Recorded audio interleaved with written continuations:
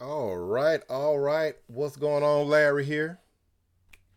Once again, just want to welcome you to another episode of the Blues Tour Talk on the road. For 11 years, I was able to work with the Blues is All Right show. As you can see, the shirt Blues is All Right. I was able to do that for 11 years as a media production manager, which means I just went around with them on tour with the video camera, created graphics, did commercials, all that kind of stuff, the marketing stuff like that. Um, but that's the reason why I've been able to share a lot of these videos with you guys on this YouTube channel.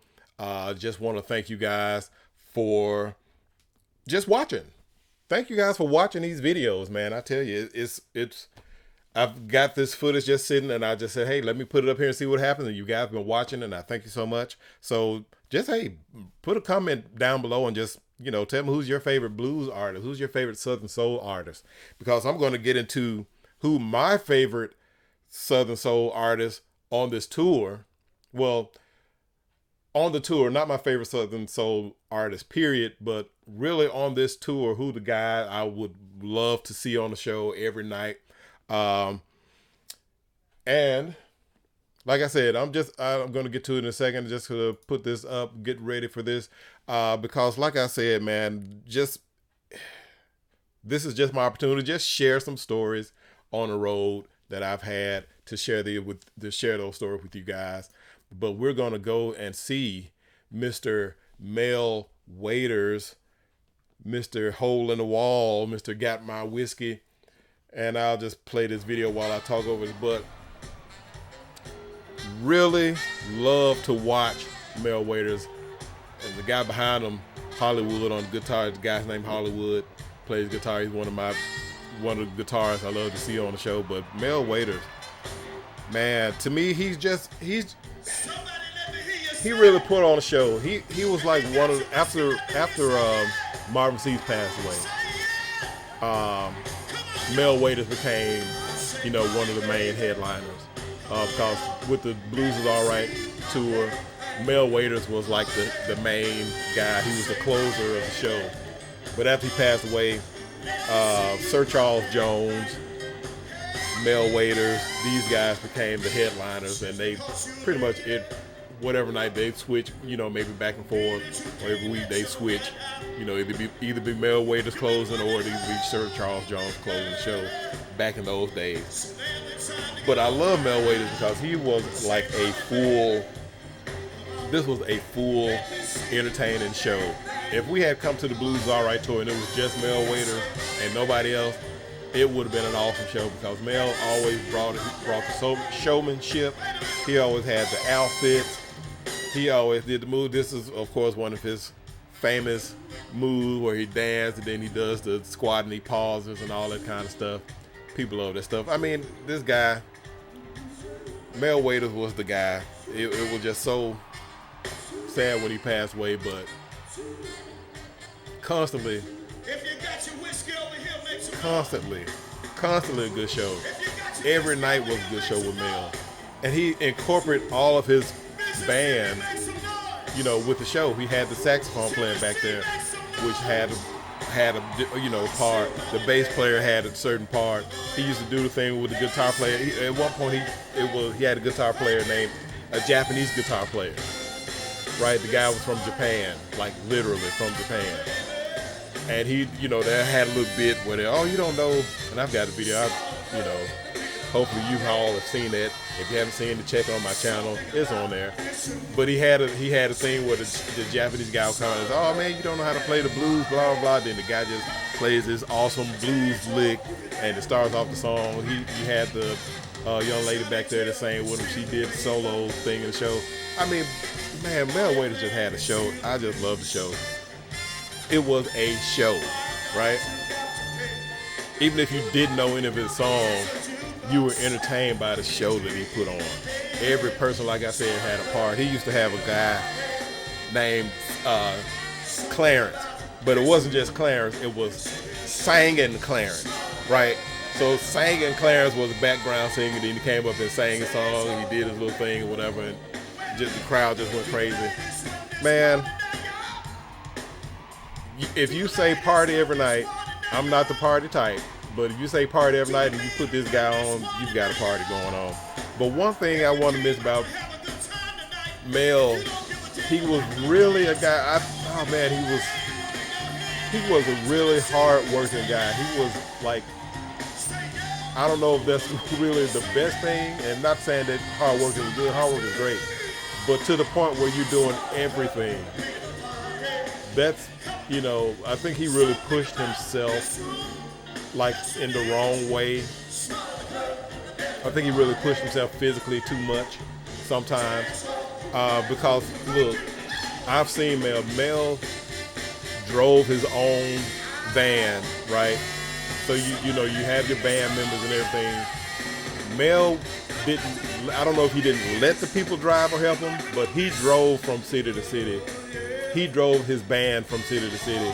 He drove every night, And like I said, with our show, we were like every weekend, so it wasn't every night, Monday through Sunday.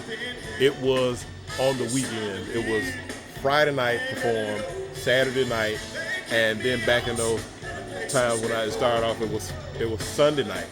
So it was Friday, Saturday, Sunday. So you get started on Thursday, driving to your first city. You perform that Friday night. Then after that, you go, Saturday morning, you drive to the next city. Then you perform and all that. Then Saturday night, at that time, we drove Saturday night, and then Sunday we had another show. So Sunday we drove, and then we did that show, and then Monday you were able to go home. So during those times, and I'm not talking about like a short drive, we didn't go one city, we went to the next city. We went like across states sometimes. There was one show I remember, we drove from, oh my goodness, well, I know we did like a lot of times like from Ohio to Nashville, which isn't that bad. It's bad enough when it's snowing outside, right? And these shows usually go on in the wintertime where it snows.